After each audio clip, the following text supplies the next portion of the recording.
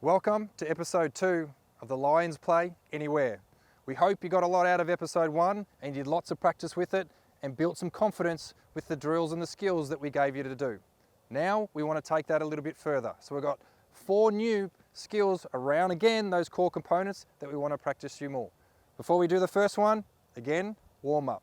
We want to get familiar with that ball. So this time we've got Jules doing a few little activities with the ball that you can do in a small space. Again, using the inside of the feet, some nice little rollovers. Be creative, have fun with the ball. Let it be your friend. Right, step back, step forward. So for 5 minutes, just get that ball as many touches as you can. First component in this episode, first touch. In this example, we're going to look at Sammy taking his first touch, but unlike episode 1, we're now really starting to move that ball. So we've created a couple of cones where the focus is to be able to take your first touch, pass those cones, and set yourself up for the second touch. So notice, left and right foot. We knock it in, a nice touch past the cone, and then it goes back. Again, we need the parent to be the one serving the ball here. To extend this, we then can move to using the outside of the foot. So the game is about using all bits of the foot. The more you can use, the more you can get familiar, the better your touch becomes, the better you set yourself up. So in this one, he's now using the outside of the foot, left and right, taking away from the cone, knocking it back.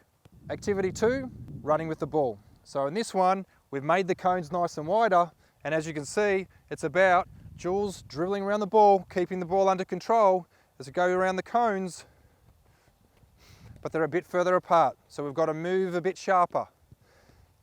We see Jules is starting off using both feet. What we can do is move into right foot only. So now everything's right foot, so we've got to get around the cone using the right foot. Oh, I like that. Nicely around that one, Jules. Then we can go into left foot. So everything's about working on both feet. Left foot, right foot, both feet at the same time. Look at the way she controls the ball. Not trying to go too fast, focusing on the control. Everything is about control. And then the progression from here is start to roll the ball. Roll it over your feet.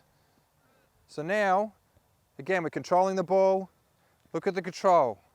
Nice balance, rolling the ball. Everything in control. Pace good, technique good. That's how you improve. For our third drill, this is striking the ball. So what we've done here is we've progressed from episode 1, where now we've got Sammy who's starting with the ball. But notice he starts with the ball stopped, he then rolls it and then knocks it. So what we're trying to do is encourage striking the ball, but striking it on the move. And to do that, you need to be balanced, you need to be controlled. So take your time, make sure you've got the balance as you strike.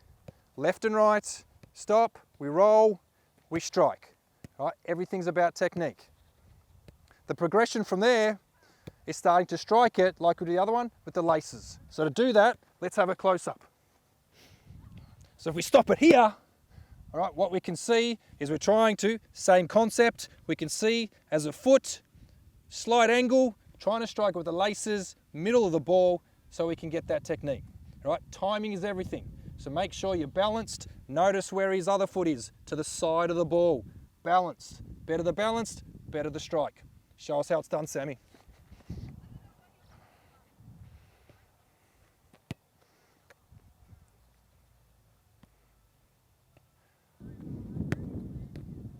Oops. Jules, you all right? Oh, I think you struck that one a bit hard. Oops.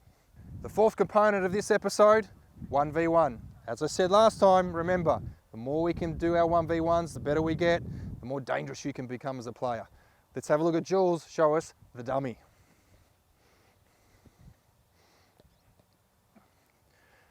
So in this one, we're dribbling towards a defender, we do a little, and then we take it with the outside of the foot. We dummy one side, we take it to the other side with the outside of the foot. We take defender, we dummy, we take it to the other side. Nice. We dribble, we dummy, and we go the outside of the foot. So again, it's all about the technique. Take your time, don't rush it, get the technique right. And I'll tell you why you get the technique right. Because It's not practice makes perfect. No, no, no, no, no, no. It's perfect practice makes perfect. All right, remember that. Doing something 20 times opposed to 10 times doesn't mean. I'd rather you do something perfect 10 times than do something incorrectly 20 times. Perfect practice makes perfect. That's what we're doing here. Like episode 1, we always want to finish our sessions with a little bit of juggling. All right? As we said, the more you do it, the more that touch improves, the more it helps everything else.